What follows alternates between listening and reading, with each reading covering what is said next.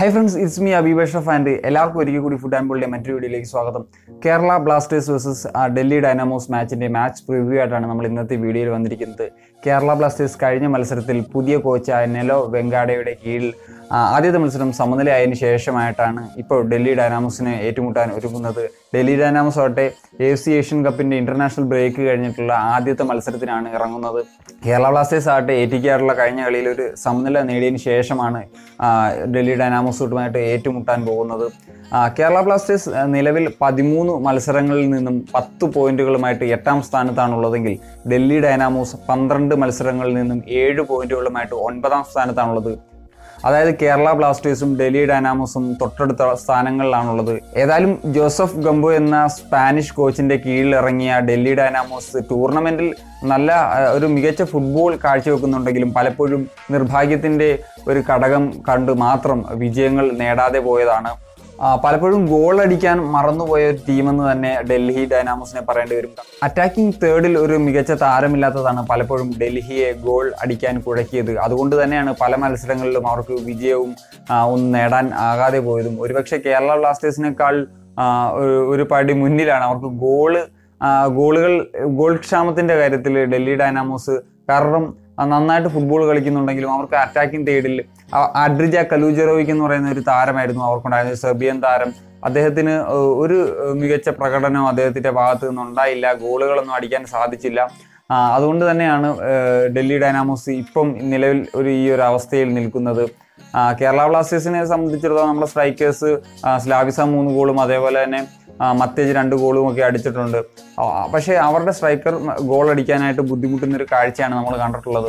ഏതായാലും ഈ ഒരു മത്സരത്തിൽ കേരള ബ്ലാസ്റ്റേഴ്സ് കഴിഞ്ഞ മത്സരത്തിൽ കാട്ടിയ പ്രകടനം ഈ ഒരു മത്സരത്തിലും കാഴ്ചവെച്ചാൽ ഈ ഒരു മത്സരത്തിലെങ്കിലും നമുക്കൊരു 3 പോയിന്റ് കൈപ്പിടിയിലാക്കാൻ കഴിയുമെന്ന് തന്നെയാണ് പ്രതീക്ഷിക്കുന്നത്.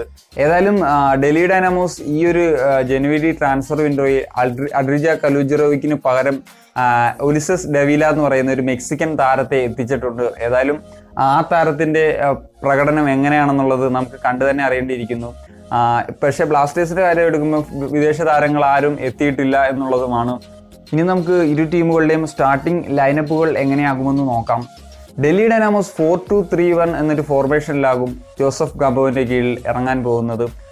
ഫ്രാൻസിസോ ഡൊറൻസോറോ എന്ന് പറയുന്ന സ്പാനിഷ് ഗോൾ കീപ്പറാകും വലകാക്കാൻ ഉണ്ടാവുക. റൈറ്റ് ബാക്ക് പൊസിഷനിൽ പ്രീതം കോട്ടാൽ പോയതിനു പുറമെ മിക്കവാറും സിർവലൂൺ തന്നെയാകും ഒരു റൈറ്റ് ബാക്ക് പൊസിഷനിൽ കളിക്കുക. അദ്ദേഹം ഒരു വെർസറ്റൈൽ ഡിഫൻഡറാണ്. അതേപോലെ തന്നെ മാർട്ടിൻ ക്രിസ്പിയും റാണ ഖറാബി ആയിരിക്കും സെൻട്രൽ ബാക്ക് പൊസിഷനിൽ കളിക്കാനെത്തുക. നാരായൺ ദാസ് എന്ന് പറയുന്ന ഇന്ത്യൻ ഇന്റർനാഷണൽ താരമായിരിക്കും അവരുടെ ലെഫ്റ്റ് ബാക്ക് പൊസിഷനിൽ കൈകാര്യം ചെയ്യുന്നത്. ഇനി സെൻട്രൽ ഡിഫൻസീവ് മിഡ്ഫീൽഡേഴ്സിന്റെ റോളിൽ വിനീത് റായും മാർക്കസ് ടെബാറും എന്നിവരാകും അണിനിരക്കുക. ഇനി റൈറ്റ് വിങ്ങിൽ റോമിയോ ഫെർണാണ്ടസ് ആകും ഇറങ്ങുക. ചങ്ക്തെ നമുക്കറിയാം ഒരു യൂറോപ്യൻ ക്ലബിൽ ട്രയൽസിൽ പോയിരിക്കുകയാണ്. അതിനു പകരം മിക്കവാറും നന്ദകുമാർ ശേഖർ ആയിരിക്കും ആ ലെഫ്റ്റ് വിങ് പൊസിഷനിൽ കളിക്കുക. ഇനി സെൻട്രൽ അറ്റാക്കിംഗ് മിഡ്ഫീൽഡർ എന്ന റോളിൽ കർമോണോ ആയിരിക്കും ഇറങ്ങുന്നത്. അതുപോലെ തന്നെ ഏക സ്ട്രൈക്കറായി ഒലിസസ് ഡെവില എന്ന് പറയുന്ന അവരുടെ പുതിയ സ്ട്രൈക്കർ തന്നെയാകും അണിനിരക്കുന്നത്. ഇനി നമുക്ക് കേരള ബ്ലാസ്റ്റേഴ്സിന്റെ കാര്യം എടുക്കുമ്പോഴത്തേക്കും ഗോൾ കീപ്പറായിട്ട് ധീരജ് സിംഗ് തന്നെയാകും എത്തുക. അതേപോലെ റൈറ്റ് ബാക്ക് പൊസിഷനിൽ മിക്കവാറും റാക്കിപ്പ് തിരിച്ചെത്താനുള്ള ഒരു സാധ്യത കാണുന്നു. കാരണം കഴിഞ്ഞ മത്സരത്തിൽ 4 യെല്ലോ കാർഡ് കാരണം സസ്പെൻഷനിലായിരുന്നു, അതുകൊണ്ടാണ് അദ്ദേഹം ഇറങ്ങായിരുന്നത്. റാക്കിപ്പ് തിരിച്ചു വരാനുള്ള സാധ്യതകൾ ഏറെയാണ്. അതേപോലെ ലെഫ്റ്റ് ബാക്ക് പൊസിഷനിൽ റാൽവത്താരെ ആകും ഇറങ്ങുക. ഇനി സെൻട്രൽ ബാക്ക് പൊസിഷനിൽ പെസിച്ച് ജിങ്കൻ കൂട്ടുകെട്ട് നമുക്ക് ഈ ഒരു മത്സരത്തിലും പ്രതീക്ഷിക്കാം. അനസിന്റെ ഇഞ്ചറി പൂർണ്ണമായിട്ട് മാറിയിട്ടില്ലെന്നാണ് കിട്ടുന്ന വിവരങ്ങൾ. അതേപോലെ തന്നെ വേഗ ഡിഫൻസീവ് മിഡ്ഫീൽഡറായിട്ട് സിറിൽ കാലിയെ പരീക്ഷിക്കാനുള്ള ഒരു സാധ്യത കാണുന്നുണ്ട്. കാരണം നിക്കോള ക്രിച്ചുപരോവിച്ച് ഒരു അറ്റാക്കിംഗ് മെന്റാലിറ്റി കാണിക്കുന്നില്ല എന്നുള്ളത് നമുക്ക് എടുത്തു പറയേണ്ട ഒരു കാര്യമാണ്. അദ്ദേഹം ഒരു ഡിഫൻസീവ് പാർട്ട് അല്ലെ ഒരു സെൻട്രൽ ബാക്ക് ആയിട്ട് കളിക്കാൻ പറ്റിയാൽ ഈസ് ഗുഡ്, ബട്ട് അദ്ദേഹം ഒരു ഡിഫൻസീവ് മിഡ്ഫീൽഡർ എന്ന റോള് അത്ര കണ്ട് കൈകാര്യം ചെയ്യുന്നില്ല എന്നുള്ളത് പറയേണ്ടി വരും. ഇനി നമുക്ക് ലെഫ്റ്റ് വിങ്ങിൽ മിക്കവാറും ലെൻ തന്നെയാകും ഈ ഒരു മത്സരത്തിലും ഇറങ്ങുക. കാരണം കഴിഞ്ഞ മത്സരത്തിൽ അദ്ദേഹം ആസ് എ വിങ്ങർ എന്ന റോളിൽ നന്നായിട്ട് കളിച്ചിട്ടുണ്ട്. അദ്ദേഹം ചാൻസസ് മിസ്സാക്കി എന്നുള്ളത് പറയേണ്ട കാര്യം, പക്ഷേ അദ്ദേഹം നല്ല ചാൻസസ് ക്രിയേറ്റും ചെയ്തിരുന്നു.